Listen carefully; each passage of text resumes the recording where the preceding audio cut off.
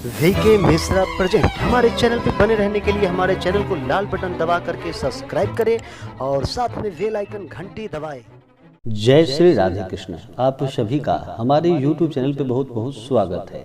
यूं ही ज्ञानवर्धक जानकारियाँ प्राप्त करने के लिए हमारे इस चैनल को लाल बटन दबा करके सब्सक्राइब करें, साथ में बेल आइकन घंटी दबाएं ताकि मेरे वीडियो का नोटिफिकेशन आपके पास सबसे पहले पहुंचे। आइए सुनते हैं आज वट सावित्री व्रत की कथा। वट सावित्री व्रत को बरसाइत और बरसात के नाम से भी जाना जाता है। वट सावित्री का व्रत हर वर्ष ज्येष्ठ माह के कृष्ण पक्ष की अमावस्या तिथि के दिन वट सावित्री का व्रत किया जाता है। यह व्रत कहीं 3 दिनों तक तो कहीं 2 दिनों तक इस व्रत को मनाया जाता है। इस व्रत को महिलाएं अपनी पति की लंबी आयु के लिए, अखंड सौभाग्य की प्राप्ति के लिए करती हैं और पुत्र रत्न की प्राप्ति के लिए महिलाएं वट सावित्री का व्रत करती हैं। इस व्रत में वट वृक्ष के नीचे बैठ करके वहां पर सत्यवान, सावित्री, यमराज और ब्रह्मा का पूजन किया जाता है। वट वृक्ष को पीपल के समान पूजनीय माना जाता है। इस वृक्ष को वंश के समान माना जाता है।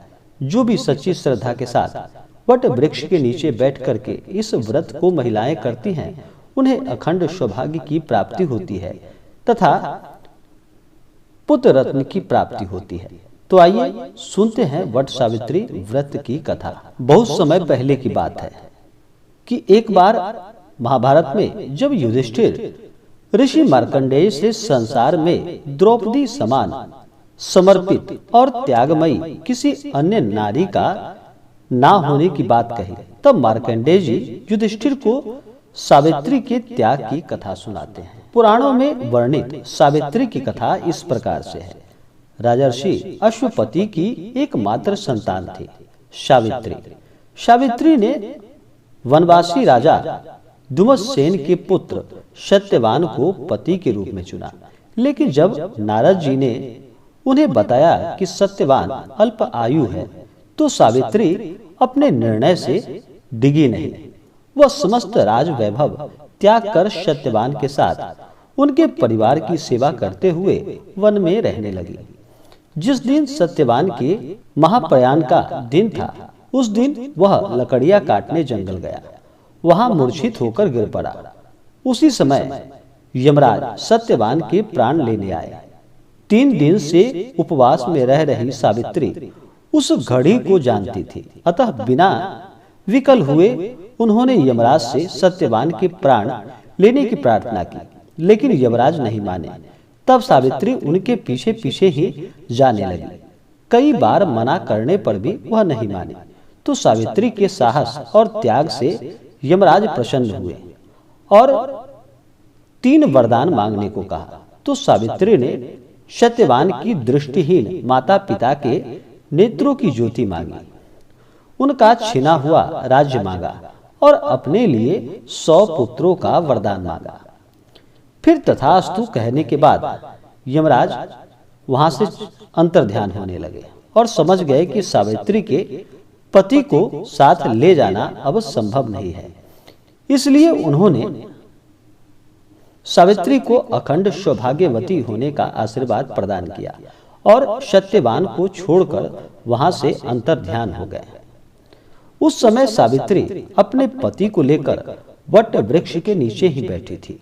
इसलिए इस दिन महिलाएं अपने परिवार और जीवन साथी की दीर्घायु की कामना करते हुए वट वृक्ष का पूजन करती हैं और वहां पे अनेक प्रकार का नैवेद्य, 5 प्रकार के कम से कम फलों का नैवेद्य वहां अर्पण करती हैं।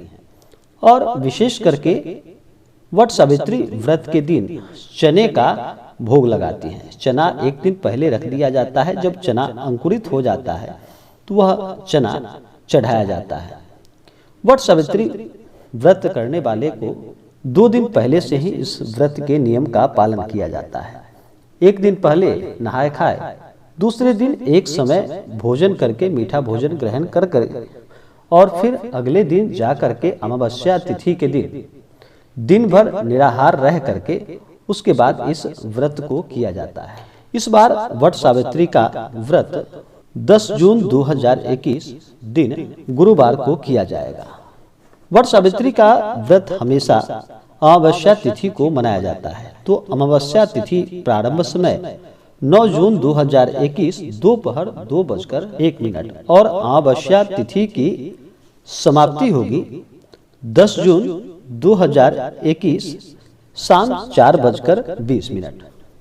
इस दौरान वट सावित्री व्रत को किया जाएगा। जो भी सच्ची श्रद्धा के साथ वट सावित्री का व्रत करती हैं, उन्हें अखंड सौभाग्य की प्राप्ति होती है तथा सभी प्रकार के सुखों की प्राप्ति होती है। तो आशा करता हूँ कि यह जानकारी आपको अच्छा लगा हो। ऐसे ही ज्ञानवर्धक जानकारियाँ प्राप्त करने के लिए हमारे इस चैनल को लाल बटन दबा करके सब्सक्राइब करें, साथ में बेल आइकन घंटी दबाएं ताकि मेरे वीडियो का नोटिफिकेशन आपके पास सबसे पहले पहुंचे। वीडियो को लाइक और अपने मित्रों तथा दोस्तों के साथ शेयर करें। सुखी रहें और स्वस्थ रहें। जय श्री राधे कृष्ण। धन्यवाद।